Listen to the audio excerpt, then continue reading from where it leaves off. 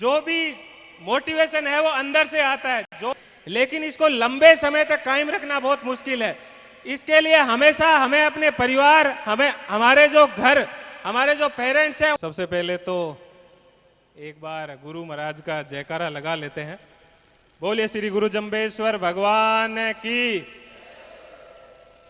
देखो कितना अच्छा जोश है। हम लोग तो 11 बजे आए थे और आप लोग सुबह से आए हुए बैठे हो और कुछ लोग रात के जागरण में भी शामिल थे। तो आप सबका बहुत बहुत धन्यवाद। मंच पर विराजमान आदरणीय एनआर साहब, पप्पू राम जी डारा, अपने जज साहब गणपत राम जी, बहन प्रियंका, हर्ष और भाई कृष्ण और एडीएम साहब ओम जी। मैं आप सबका ज़्यादा समय नहीं लूँगा क्योंकि मेरे जो पूर्व में वक्ता थे उन्होंने लगभग सभी प्रकार की बातें हैं वो कर ली है।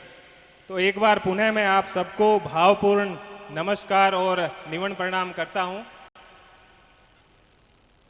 मैं आज सबसे जो महत्वपूर्ण बात आपके सामने कहूँगा, देखिएगा कि किसी भी समाज के लिए, कोई समाज होता है तो उसकी प्रगति का पहचान होती है कि वो समाज कितना शिक्षित है। और अपना बिश्नोई समाज इस शिक्षा के क्षेत्र में आगे बढ़ने के लिए कितना उत्सुक है, उसकी सबसे बड़ी प्रेरणा कहिए या आपके सामने आज आप उदाहरण समझिए कि हम तो बहुत छोटे लोग हैं, अभी बच्चे जैसे हैं।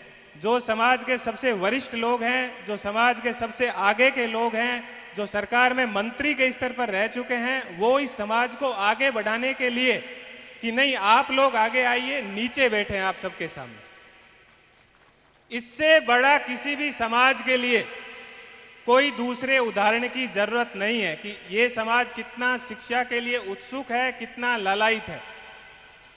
आप देखिएगा कि सुबह से आप लोग बैठे हैं और उसी तरह से बैठे हैं, सब कुर्सियां भरी हुई है, एक आदमी भी उठ के नहीं गया है। इमरजेंसी के अंदर किसी की फ्लाइट थी या किसी की ट्रेन थी तो सिर्फ वही व्यक्ति निकला है।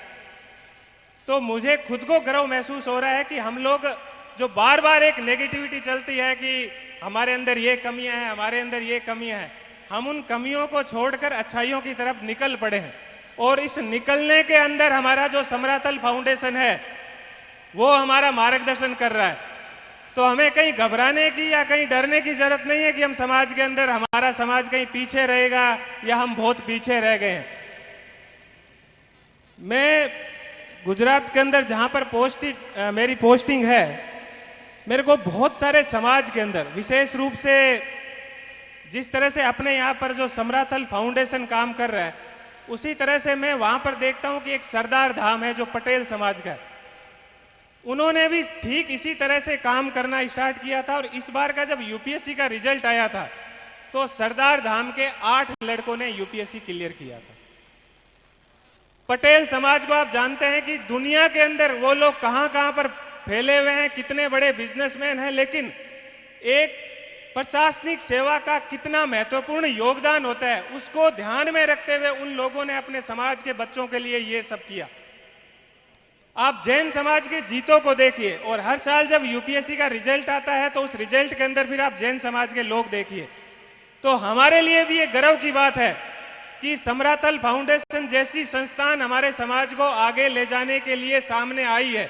इसके लिए पूरे समरातल फाउंडेशन को मैं बहुत बहुत धन्यवाद देता हूं कि ये इस तरह की चीजें शुरू हुई है। कुछ कई बार अपने को चीजें लगती है कि ये हो रहा है या दूसरी चीजें हो रही है, और इतना बड़ा समाज है तो छोटे मोटे मनभेद और ये सब चीजें रहती है।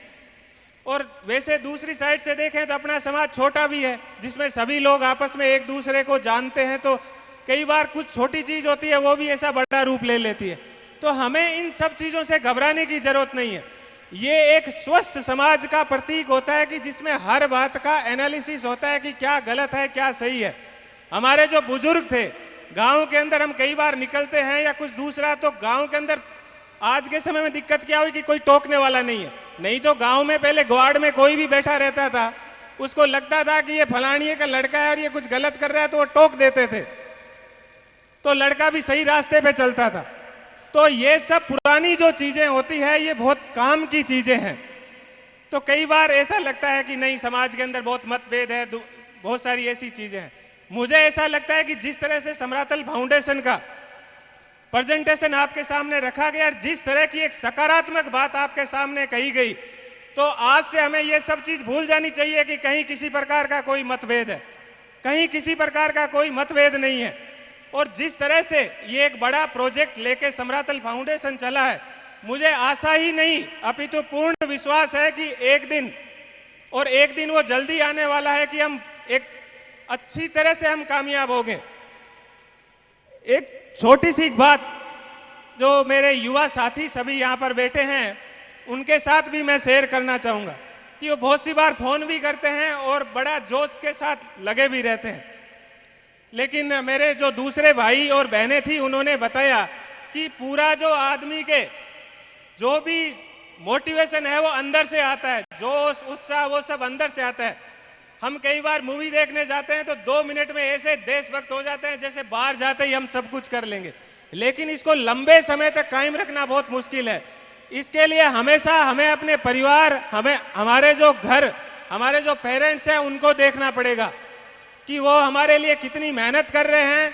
बहुत सारे परिवार ऐसे परिवार हैं जिनको मैं जानता हूं कि वो पेट काट के भी अपने बच्चों को दिल्ली में या जयपुर में या बाहर पढ़ा रहे हैं। हमें मोटिवेशन वहां से लेना है कि मेरा माँ बाप मेरे लिए इतना कुछ कर रहे हैं तो हमें उनके लिए इनसे दुगना करना है। एक छोटी सी उसको जो अपने कहते हैं कि प्रेरक जो लाइन है वो मैं आपके सामने कहना चाहूंगा कि जब आंखों में अरमान लिया, मंजिल को अपना मान लिया, फिर मुश्किल क्या और आसान क्या, ये तो सोचने की बात ही नहीं होनी चाहिए। जब ठान लिया तो ठान लिया, यानी आपने कुछ करने की ठान ली तो फिर जीवन में ये क्यों सोचना है कि ये मुश्किल है और ये आसान है। मैंने मेरे जीवन में कभी नहीं सोचा था कि मैं सिविल सर्विस में जाऊंगा या ये सब कुछ होगा, लेकिन मैंने देखा कि यार अपन नौकरी लगे हैं, आगे वालों को अपन देख रहे हैं तो कुछ कर सकते हैं, ऐसा कुछ नहीं है। कोशिश की तो हो गया। और हम सब कई बार ऐसा कहते हैं कि साहब मैंने ज्यादा संघर्ष किया, इसने ज्यादा संघर्ष किया। हम राजस्थान के जो निवासी हैं, इधर जोधपुर के, नागौर के, बीकानेर के, हम सबकी घरेलू स्थिति एक जैसी है, सबके पेरेंट्स एक जैसे हैं, किसी के कोई पढ़ा लिखा नहीं है या दूसरी सब चीजें हैं। हम लोगों के अंदर से ही एक जोश है और एक जज्बा है, और ये जोश और जज्बा ही मेरे समाज की असली ताकत है और मुझे इसी ताकत के ऊपर गर्व है। ये स्ट्रगल होना चाहिए, और जिस दिन हम आराम की या बहुत ज्यादा ऐसे सोच लेते हैं कि नहीं मेरे तो ये होना चाहिए, मेरे ये होना चाहिए, मैंने ऐसे लोगों को कभी सफल होते हुए नहीं देखा है। तो पुणे में एक बार आप सभी मेरे युवा साथी जो भाई और बहन हैं उनसे मैं ये कहना चाहूंगा कि भले ही आपके पास कुछ भी नहीं हो, एक टाइम खाना पड़े, और कई बार ऐसा होता है कि हम लोग बहुत ऐसा होता है कि दूसरी चीजों के ऊपर खर्च करते हैं, गाड़ी और ये सब, कि पास में 2 पैसे आए तो गाड़ी ले ली, ये सब।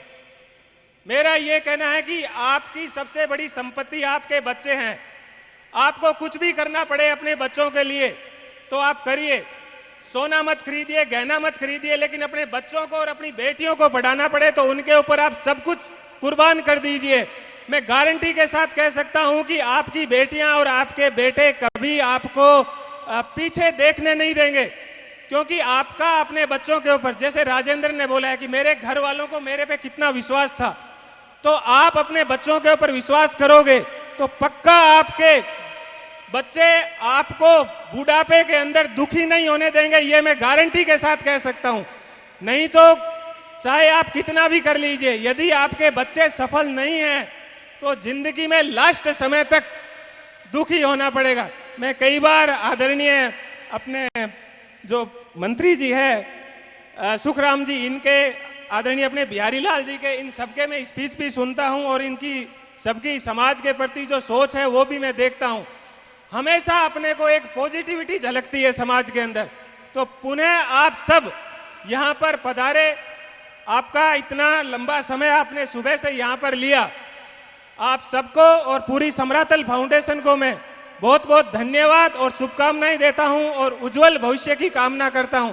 एज ए प्रशासनिक अधिकारी, जब भी समरातल फाउंडेशन को किसी भी प्रकार की जरूरत रहे मैं हर समय समरातल फाउंडेशन के साथ खड़ा हूं और पुनः मैं गर्व के साथ कह सकता हूं कि मैंने जिस समाज के अंदर जन्म लिया है वो समाज एक न एक दिन इस देश के अंदर सबसे सर्वोच्च प्रगति के ऊपर होगा। पुनः आप सबका बहुत बहुत धन्यवाद। बोले श्री गुरु जंबेश्वर भगवान की।